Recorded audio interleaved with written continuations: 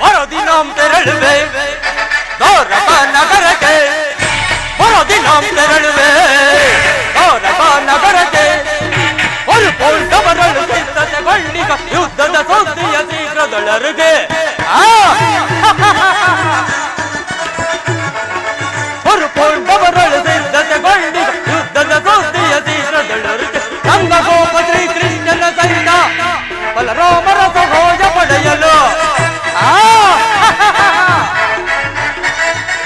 ನಂದ ಗೋಪ ಶ್ರೀ ಕೃಷ್ಣನ ಸೈನ್ಯ ಬಲರಾಮರ ಸಹೋಜ ಪಡೆಯಲು ಮರುದಿನಂ ತೆರಳುವೆ ದ್ವಾರಕ ನಗರಕ್ಕೆ, ಮರುದಿನಂ ತೆರಳುವೆ ದ್ವಾರಕ ನಗರಕ್ಕೆ.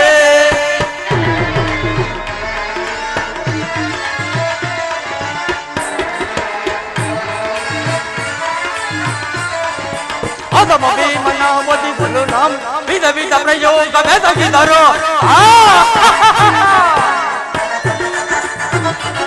ಅದಮ ಭೀಮನ ಒದಿಸಲು ನಾಂ ವಿಧ ವಿಧ ಪ್ರಯೋಗ ಬೆದಗಿದರು. ಕದಿ ಮನವನು ಎದೆಗೆಡದೆ ಮದಕರಿ ಎಣ್ಣೆಯ ಕೊಬ್ಬಿಗನು.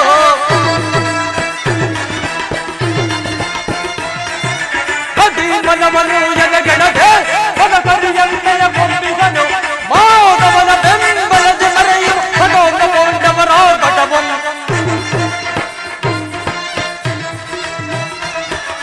ಮಾಧವನ ಬೆಂಬಲದ ಮೆರೆಯುವ ಮನೋನ ಕೊಂಡವರ ಘಟವಂ. ಕದನದಲ್ಲಿ ಮದವ ಮುರಿದು ಅಮ್ಮ ಕ್ರೋಧವನ್ನು ತೀರಿಸಿಕೊಳ್ಳಲು. ಕದನದಲ್ಲಿ ಮದವ ಮುರಿದು ನಮ್ಮ ಕ್ರೋಧವನ್ನು ತೀರಿಸಿಕೊಳ್ಳಲು ಮರುದಿನಂ ತೆರಳುವೆ ದ್ವಾರಕ ನಗರಕ್ಕೆ, ಮರುದಿನಂ ತೆರಳುವೆ ದ್ವಾರಕ ನಗರಕ್ಕೆ.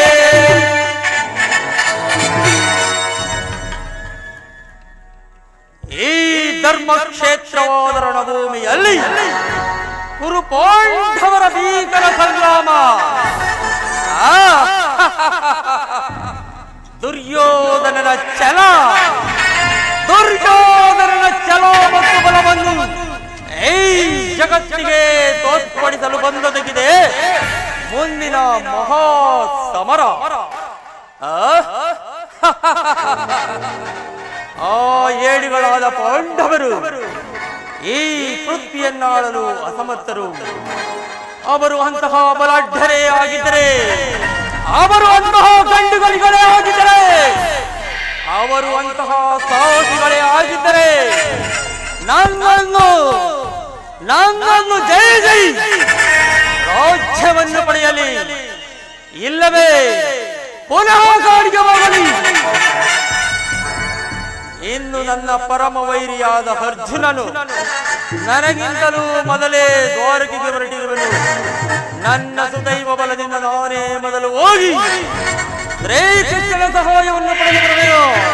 ಯಾವುದವರಾಗನ ಸೈನ್ಯವು ದೊರೆತ ಸುಲಭನೆ ಮಣಿಸುವ ಶತ್ರುಗಳ,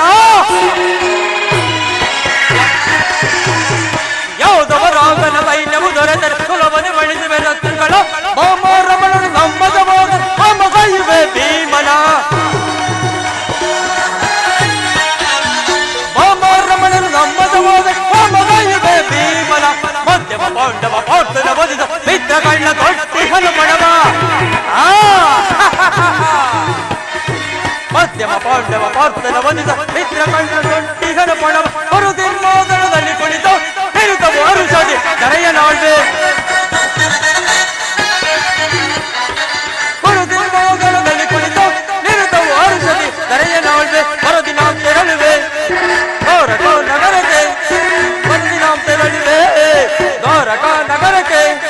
ಮರುಕೊಂಡವರಳು ಸಿದ್ಧತೆಗೊಂಡಿಗ ಯುದ್ಧದ ಸುದ್ದಿಯ ಶೀಘ್ರದೊಳಗೆ. ಮರುಕೊಂಡವರಳು ಸಿದ್ಧತೆಗೊಂಡಿ ಯುದ್ಧದ ಸುದ್ದಿಯ ಶೀಘ್ರದೊಳಗೆ. ನಂದ ಗೋಪ ಶ್ರೀ ಕೃಷ್ಣನ ಸಹಿತ ಬಲರಾಮರ ಸಹಾಯ ಪಡೆಯಲು. ನಂದ ಗೋಪ ಶ್ರೀ ಕೃಷ್ಣನ ಸಹಿತ ಬಲರಾಮರ ಸಹಾಯ ಪಡೆಯ ಮರುದಿನಂ ತೆರಳುವೆ ದ್ವಾರಕ ನಗರಕ್ಕೆ, ಮರುದಿನಂ ತೆರಳುವೆ ದ್ವಾರಕ ನಗರಕ್ಕೆ. ಮರುದಿನಂ ತೆರಳುವೆ ದ್ವಾರಕ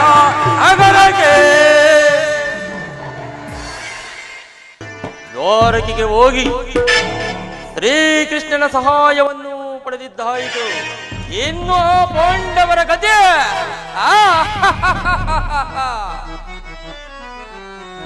ಫಲಿಸಿತು ಎನ್ನ ಕಾರ್ಯವು, ಫಲಿಸಿತು ಎನ್ನ ಕಾರ್ಯವು. ವರವೀರಾದಿ ಅಲ್ಲದರನ ಸೈನ್ಯದ ಫಲಿಸಿತು ಎನ್ನ ಕಾರ್ಯವು. ವೀರಭಟರ ಕಿಳಿಯ ದಾರುಣಿಯಳ್ಯಾರು ಸರಿ, ವೀರಭಟರ ಕಿಳಿಯ ದಾರುಣಿಯರ್ಯಾರು ಸರಿ. ಸಾರಿಕೊಳ್ಳ ರೇಪುಗಳ ಹಿಡಿದು ಚಲದಿನ, ಸಾರಿಕೊಳ್ಳ ರೇಪುಗಳ ಹಿಡಿದು ಚಲದಿನ. ಫಲಿಸಿತು ಎನ್ನ ಕಾರ್ಯವು. ವರವೀರಾದಿ ಅಲ್ಲದರನ ಸೈನ್ಯದ ಫಲಿಸಿತು ಎನ್ನ ಕಾರ್ಯವು.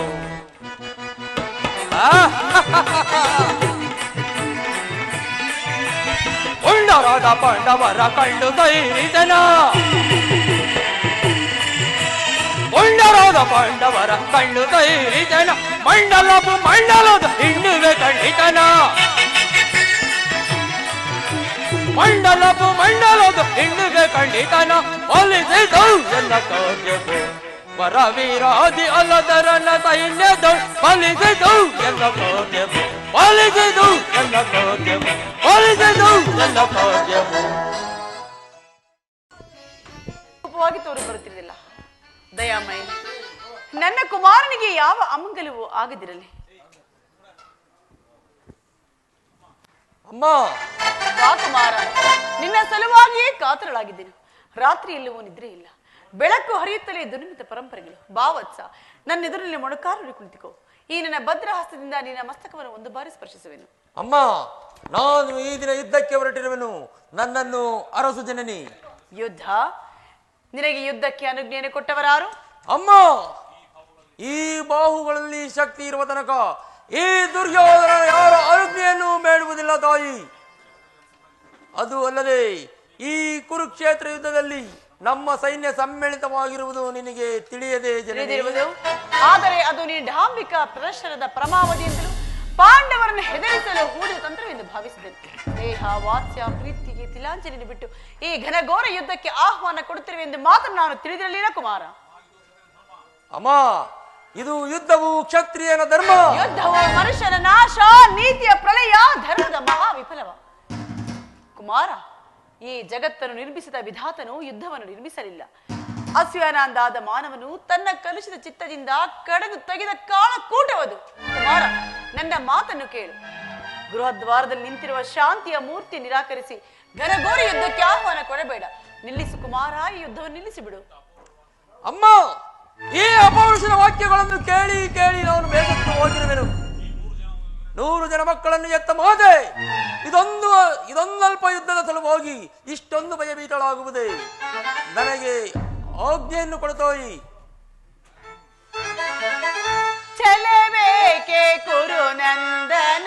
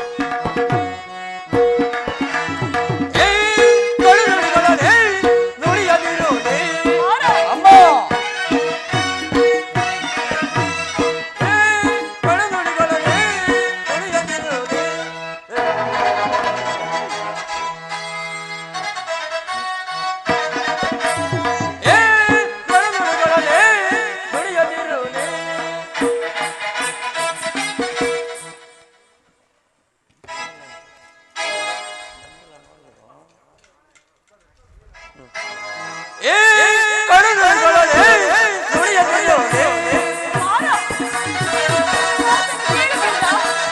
ಏ ಕಣ್ಣುಗಳೇ ನುಡಿಯಬೇಡೋನೆ ನಿನ್ನ ನೀತಿ ಮೋದ ಕೇಳಲು ಅಮ್ಮ ನಿನ್ನ ನೀತಿ ಮೋದ ಕೇಳಲು ಗುರುಪತಿಗೆ ಸವರಿದರೆ ಗೀತರೆಯ ಗುರುಪತಿಗೆ ಸವರಿದರೆ ಗೀತರೆಯ ಭಯವೇ ನಿನ್ನ ವರದಾದಿಗೆ ನೀ ಬಂದವನೇ ಭಯವೇ ಮಾತೆಯೇ ಅಮ್ಮ ಅಮ್ಮ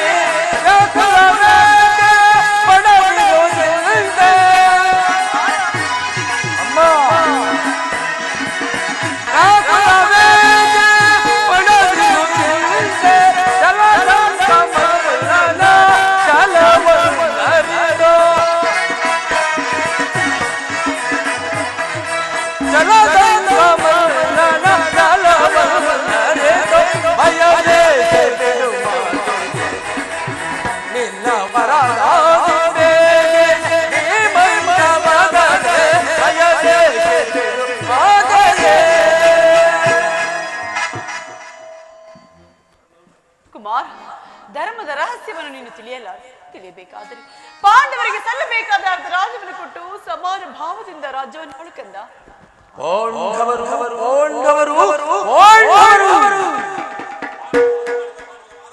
ಅಮ್ಮ ಆ ಪಾಂಡವರು ಮಾಡಿದ ಧರ್ಮದ ಪ್ರಕಾರವೇ ಅಂತಹ ಧರ್ಮಕ್ಕೆ ಸದಾ ಧಿಕ್ಕಾರವಿರಲಿ. ಅಮ್ಮ ಪತ್ನಿ ಅಪಮಾನವನ್ನು ನೋಡುತ್ತಾ ಕುಳಿತುಕೊಳ್ಳುವುದು ಕ್ಷತ್ರಿಯ ಧರ್ಮವೆಂದಿರಲಿ, ಸಾಮಾನ್ಯ ಮನುಷ್ಯನ ಧರ್ಮವೂ ಅಲ್ಲ. ನನ್ನ ಪತ್ನಿ ಭಾನುಮತಿಗಾಗಲಿ ಅಥವಾ ನನ್ನ ಧರ್ಮದಾಸಿಗಾಗಲಿ ಇಂತಹ ಮೋಸವೆಸಗಿದರೆ ನಾನೇನು ಮಾಡುತ್ತಿದ್ದೆ ಗೊತ್ತೇ? ಏನು ಮಾಡುತ್ತಿದ್ದೆ? ಪಣಬಂಧನಕ್ಕಿಂತ ಲೆಕ್ಕಿಸದೆ ಅಪಮಾನ ಪ್ರತಿರೋಧವನ್ನು ತೀರಿಸುತ್ತಿದ್ದೆ. ಆ ಧರ್ಮಧರಣನಾದ ಪಾಂಡವರು ಮಾಡಿದ್ದೇನು ಗೊತ್ತೇ ತಾನೇ? ಯಾವ ನಿಸ್ಸಹಾಯಕರು ಮಾಡುವಂತಹ ಅದಕ್ಕಾಗಿ ಆ ಪಾಂಡವರಲ್ಲಿ ನನಗಷ್ಟೊಂದು ದ್ವೇಷ.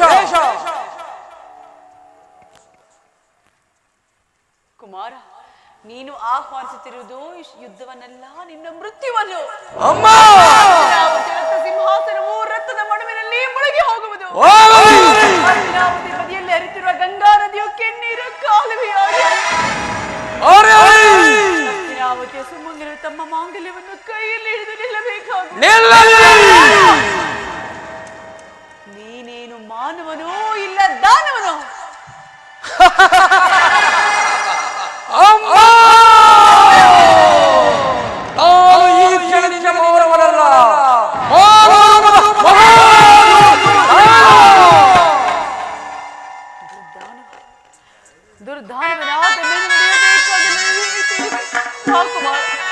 ಯುದ್ಧಕ್ಕೆ ಹೊರಟಿರುವ ನಿನ್ನನ್ನು ಆಶೀರ್ವದಿಸಿ ಕಳಿಸಿಬಿಡುವೆ. ಬಾಕಲ್ಲ, ನಾನು ಇದರಲ್ಲಿ ಒಡಕಾರರಿ ಕುಳಿತುಕೋ. ದಯಾಮಯ, ಈ ಗಾಂಧಾರಿ ಅಗ್ನಿಮಯ ಸ್ಪರ್ಶದಿಂದ ಒಂದು ಹುಲ್ಲುಕಡ್ಡಿಯ ವಜ್ರಾಯುಧಕ್ಕಿಂತ ಕಠಿಣವಾದ. ಯಾರಲ್ಲಿ ಧರ್ಮವಿರುವುದೋ ಅವರಿಗೆ ಜಯಲಭಿಸಲಿ. ಯಥೋ ಧರ್ಮ ಯಥೋ ಧರ್ಮ ಯಥೋ ಧರ್ಮ ಸತೋ ಜಯ. ಯಥೋ ಧರ್ಮ ಸತೋ ಜಯ.